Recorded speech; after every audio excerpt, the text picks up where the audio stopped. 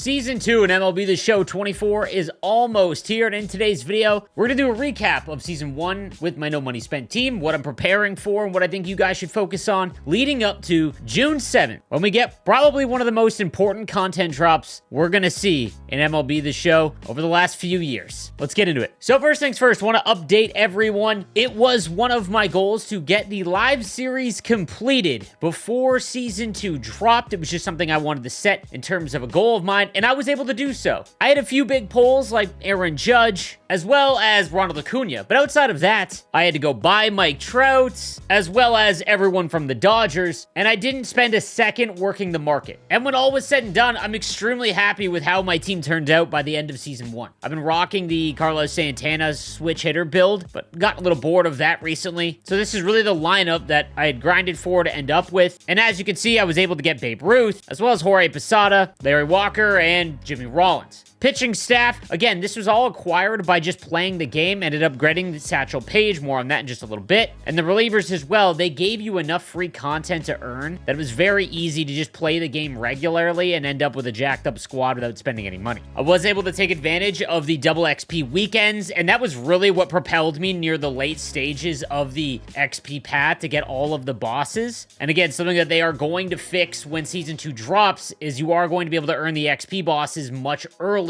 Thank God, because this was an absolute grind. It was about 10 days before this reset that I was able to earn my first XP boss. When it comes to what I've done and accomplished and what I was focusing on, I basically made sure that I did every single program. Remember that there are 5 programs and things to complete so that you can get the big head start XP boost at the beginning of Season 2. You only have until June 3rd to get that done. This includes the Egg Hunt program. This is still obtainable now. The Wade Boggs BR requirement has been just changed to any player in BR. So if you want to take a look at the list of how to get all the eggs done, you can go ahead and do that. It is still finishable right now. The other one to focus on is the Show Classics program. Make sure you get all the way to the end to get Cody Bellinger. That is another one that is going to be required to get the full XP bonus on the drop of Season 2. The Byron Buxton at the end of the Season 1 recap program, which just proved to eliminate all of the advantage you got if you were someone that dropped a lot of money in Season 1. If they are going to do this again in Season 2, I just don't see any reason why you would ever need to spend any money in this game, regardless of how much you play. This program gave you like 40 diamonds alone, and it was just by playing the game. Now, the other 2 requirements to max out the amount of XP you'll get in that bonus is by getting 8 of the season awards done and getting the 99 Lightning Mookie Betts. You don't need to get Ryan Jeffers or collect all 10 for the head start. It's just Mookie Betts. And finally, the last thing that you would need to complete to get the max amount of XP boost would be the 250 Season 1 cards and getting CC Sabathia. You don't have to get to 280 or any of the Season 1 collectible bosses. None of that. You just need to get CC Sabathia. I did not go and buy any of those diamond cards that I have in the Season 1 collection. I just finished all of the Team Affinity programs, and something that I'm going to focus on going forward in Season 2 is definitely taking advantage of any of the Moonshot events. The Moonshot event was the easiest way to complete Team Affinity in the most amount of fun, as opposed to just grinding out offline if you are someone that likes playing online. If you can get to, let's say, 400 to 500 skill rating in ranked seasons, you are able to hit enough when you're getting common pitchers throwing junk to you that I was able to just throw whatever I needed in my lineup, whether it be players from a certain division or old Team Affinity bosses, and I cruised through Team Affinity 3 by doing the Moonshot event. And again, if you are able to complete all the Team Affinity programs, that's 90 cards alone towards that collection. Now, I do want to talk about some other collections, and this is way over the top. I was able to finish the live series, so all of my stubs, I really don't have anything I need to spend towards. So I thought about it, went way over the top trying to prepare for Season 2, and I went and I got all of these Hyper Series core cards, because again, core cards can be used in any season. This is not necessary, but I have a feeling that we will see an increase in price for some of these. You're already seeing them creep back up to 30,000 stubs. I was able to get them all at 20,000 or below. And the reason for that is because these will be some of the highest cards that you can use at the beginning of Season 2, because the Team Affinity release will be again in the high 80s. But I want to be clear here. I wouldn't put a major focus on this, but if you've got the live series completed, you've got enough of Season 1 completed that you want, that is the only way in which I'd recommend going. And again, you're paying basically the full price for these cards. cards. I just wanted to get them out of the way because I know that at the beginning of every season, these cards will still be viable, including this 91 Vladimir Guerrero. But again, it will be replaced very quickly, so don't think that you really have to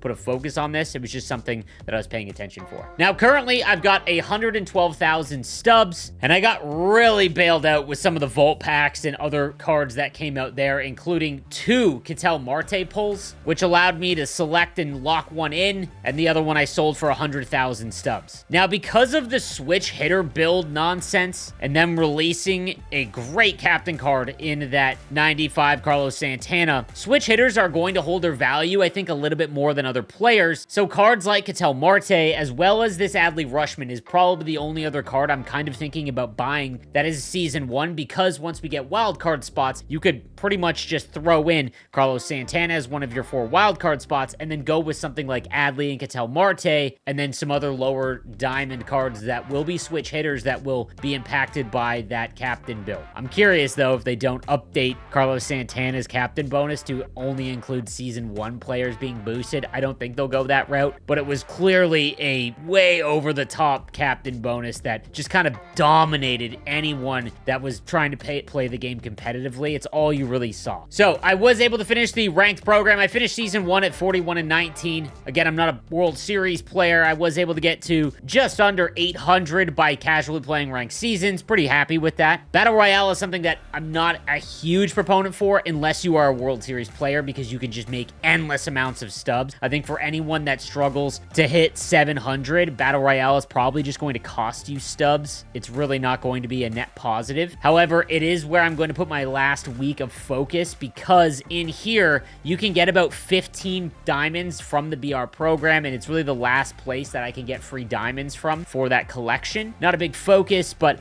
I'm going to give it a shot and see what I can do in the BR program. And then my last goal before Season 2 is to try and get to 325, just to grab all 3 of these, not for any specific reason. But one of the things I'm kind of wondering is, early on in the XP path, it does look like we are going to get our first wildcard spot, which you will get day 1 if you are able to do that Head Start program by getting all the 5 things I just talked about. But I think that maybe just rotating in 99 starting pitchers, that's why I went with Satchel Paige first. He's not that great, but again, just a 99 pitcher. They have a significant advantage over the rest of lineup, because if you go with a 99 hitter as your first wild card, that's only 1 in your entire lineup. The rest are going to be in the high 80s, low 90s. So with a 99 pitcher, you can really dominate, especially if you are someone who sits around Hall of Fame and Legend. It's just going to be very difficult early on if your wild card spot is just constantly being rotated with a 99 starting pitcher. So something just keep in mind. That's who I went with first if you are only able to get 1, but it's all personal preference. Also, remember, when it comes to packs at the beginning of Season 2, guys, if this season taught us anything, they are going to give us the best cards at all time in packs. They are not going to be earnable. It looks like that's the model they're following with the season format. Do not rush out and spend a ton of stubs. They will always fall in price. That is just how it is going to go, especially with how quick you chase the carrot throughout the season. After a month, you're going to start seeing 94s. So any of the cards that we see in that first week are going to just plummet in price. Unless you were trying to build a theme team and you were only playing with your favorite players. For example, I was chasing Jarren Duran for forever because he was only available in packs, and I didn't want to spend the 80,000 stubs for my Red Sox team. But if that's all you're doing, then that makes sense. I do want to talk as well about players saving XP things for the drop of Season 2. So one of the craziest programs that we got was the Lou Gehrig Day program in terms of the XP bonus we got for it.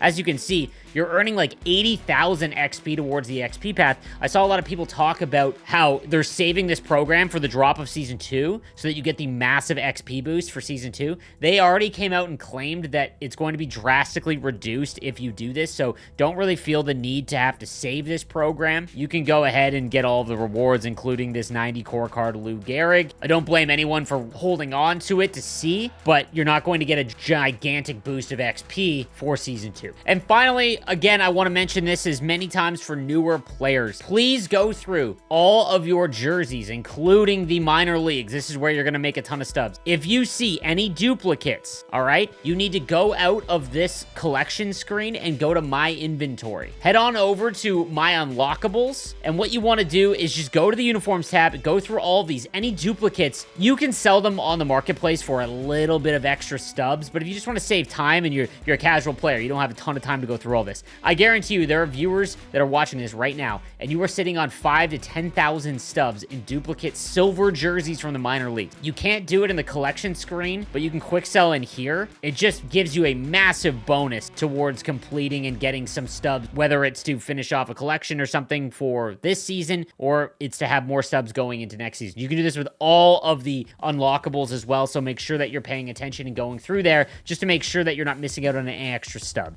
If you want to follow along my progress for Season 2 at the drop of it, be sure to check me out live on Twitch. I go live every single day in the afternoon around 2 p.m. Eastern Time. Link is down below. As well as subscribe to the YouTube channel as we'll continue the No Money Spent series as we go through the rest of MLB The Show 24. Thank you guys again for watching. I'll see you next time. Have a good one.